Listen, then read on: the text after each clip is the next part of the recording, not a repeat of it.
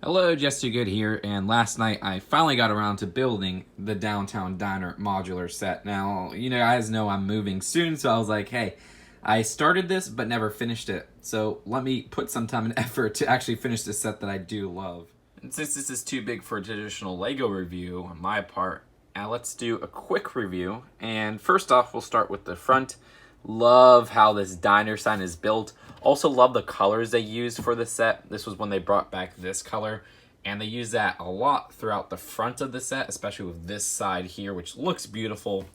And I like just the weird architecture of this. This is definitely like a 50s style diner, and you can see that in its shaping on how they do stuff like the windows and how they have this nice kind of almost a Miami Vice like design to it, which I really love.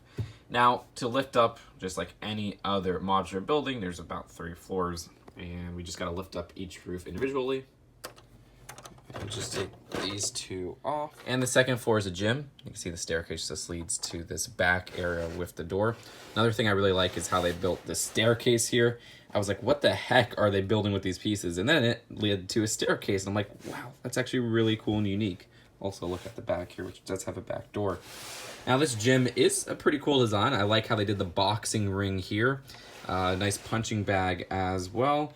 Some water, and even a big weight over here with the little powerlifting stand. Also, this was really cool how they have these dumbbells being held by this simple build. I thought that was pretty unique. They didn't even use a dumbbell piece. They just used a 3 long bar and then some of those Technic balls. So that's it for the second floor. As for the third floor, you can access it by taking that staircase.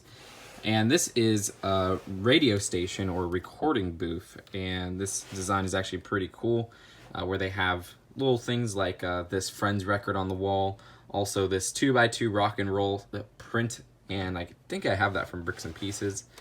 Over here, you can see the recording machine and everything like that. And then the sound booth right here is awesome, where they have like a little microphone. And it's a simplistic but very effective and unique build. You can open it up right there. There's also over here a chair and a balcony. And yeah, like I said, you probably can't see most of the stuff here because it is a very cramped up individual interior, but this is a quick review. Now, the final part is the roof, which the roof is pretty cool. I mean, it's not like the best roof from the modulars, but you do have this skylight right here, which is cool, and a nice passageway there, which I like how they use like that motorcycle handlebar in terms of using it as like almost a railing for the ladder. And not too much going on, but of course, just following this beautiful side part. You can see how that's kind of built up at the top there. Lots of studs not on top techniques. Like they also use studs not on top techniques for these side windows or side bricks right here, where these are all tiles. Now, I do have a problem with this set, and that is the levels of this. And I saw this complaint when it was first revealed. A lot of people didn't like this set because it's a very non-traditional modular building. That's okay. What I don't like is 2 changes. First off, the faces, I don't like how they have regular minifigure faces because it's just inconsistent, because the smiley faces they've used since the first one, aside from that one designed by me version, so I guess it's always been consistent since the start. It's not a big deal whatsoever though. And another thing I don't like is that, this might just be my version, but with this third floor, it doesn't really connect easily. Oh, okay, looks like it connected easily there.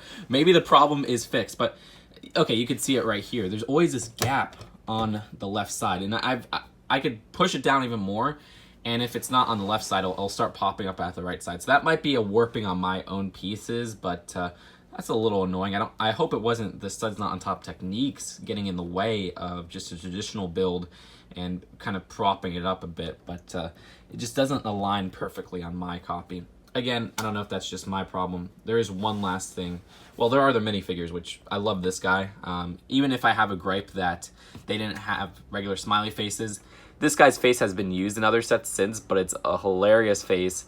I like his torso. And he's really the only exclusive one. And that's the thing with this set. Like, they stopped using traditional smileys, but the really only interesting figure is this guy right here. So, I don't know.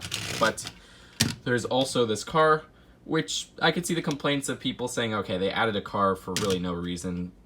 I saw people complain about that with the fire brigade. That could have bumped up the price, but I actually think this car is really cool. I might like it because it's like in the scale of the Simpsons cars and like the Stranger Things car, but it's a pretty unique design, and I like the curves on it. I actually like some of the techniques they use, where they use like that missile piece for the lights at the front. So yeah, I don't really have a big problem with that one, but it is an addition that is there. So either way, that is it for the diner. I do have one last thing to do.